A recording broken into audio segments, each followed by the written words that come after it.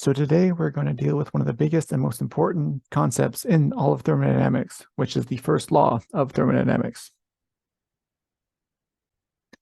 The first law of thermodynamics is the same thing as conservation of energy.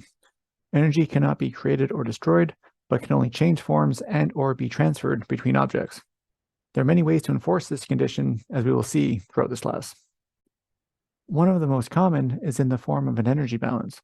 That is, the net change in energy of a system must be equal to the energy coming in minus the energy going out, or delta E equals E in minus E out. This can be applied to any process to enforce the first law of thermodynamics. An equivalent but slightly different method is to compare the initial and final states of the system. That is, the change in energy delta E is equal to E2 minus E1, where E2 is the final state, or EF, and E1 is the initial state, or EI. Note that this means that if there is no change of state, then there is no energy change, which is the way it should be, as energy is a state variable. It is completely defined by the state of the system. Instead of dealing with the total energy E, we can also break it up into its individual contributions, kinetic, potential, etc.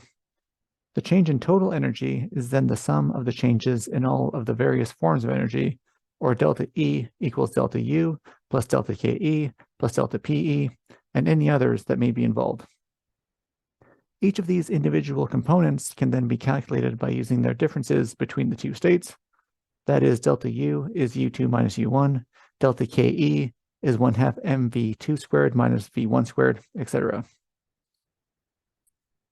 If the energy of the system has changed, then that energy must have come from somewhere. This will be through either heat or work interactions with the surroundings. Therefore, this change of energy can also be calculated by equating it to the heat and work. That is, delta E equals Q minus W, or Q in minus Q out plus W in minus W out.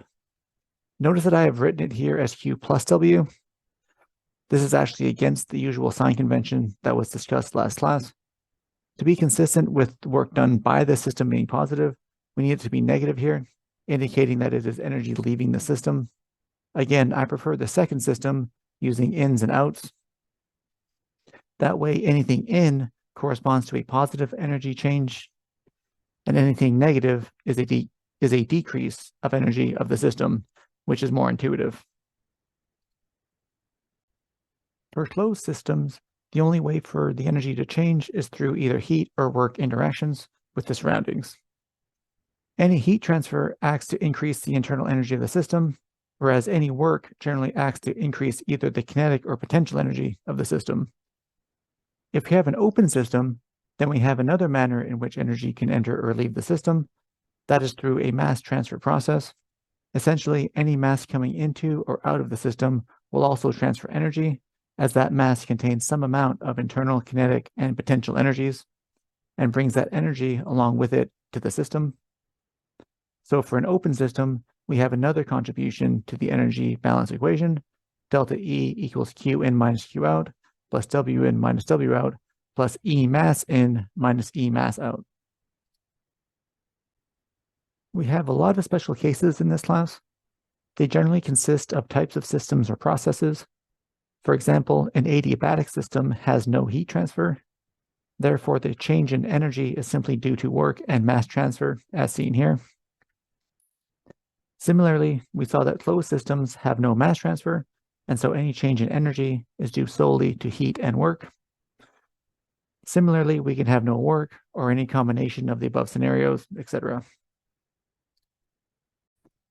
In addition to the standard form, written in the most compact version here, E in minus E out equals delta E, the energy balance can also be analyzed in terms of either the energy rate, E dot in minus E dot out equals dE dt, where the left side is the rate of energy transfer from heat, work, mass, etc., and the right-hand side is the change in kinetic, potential, and internal energies, etc., of the system per unit time.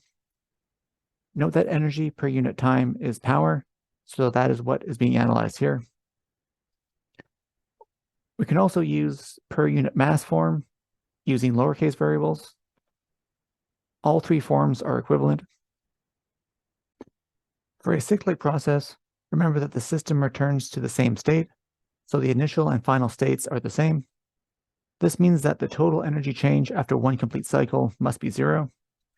For a closed system, the first law then reduces to Q equals W, or the heat added to the system must be equal to the work being done by the system. Again, be careful with signs here. I again have it written contrary to the normal sign convention. In my opinion, the better way to write it is in terms of net work and or heat in or out. So W net out equals Q net in, or similar in rate form with dots over the W and Q, etc. The last concept for today are efficiencies. There are many types of efficiencies, but they pretty much all come down to what you get out divided by what you put in. An example of this is the efficiency of a combustion process.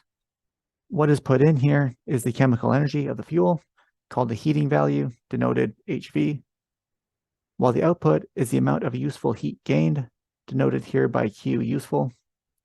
The efficiency in this case is then eta combustion equals Q useful over HV. All efficiencies are denoted by eta and usually with a subscript indicating the type of efficiency. Most efficiencies will be less than 1 or less than 100% in real life. This is because not all of what you put in comes out in the form you want. For instance, some energy can be lost to friction or resistance, or some heat can escape in a non-useful form and therefore does not count as what you want coming out. There is an efficiency associated with pretty much every process. Unless otherwise stated, it can be assumed that the efficiency of any process in this class is 100%. One that we will be seeing a lot is called the thermal efficiency. This is the ratio of net work output to the heat input of a system, usually an engine or some other power generation device of some sort. Usually we deal with the process with an overall efficiency of the device. However, many processes can be broken down into a lot of sub-processes. Each of these sub-processes can have its own efficiency. The overall efficiency of the entire process can then be found by taking the product of the individual efficiencies of each sub-process.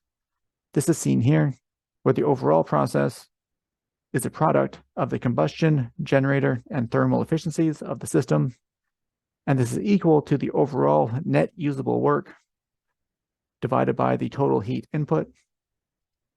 As a real-life example, automobile engines generally sit in the 25 to 40% overall efficiency range, while larger power plants are around the 60% mark. And here, last slide, is your pre-lecture example for today. As usual, feel free to ask any questions you have about anything in class later.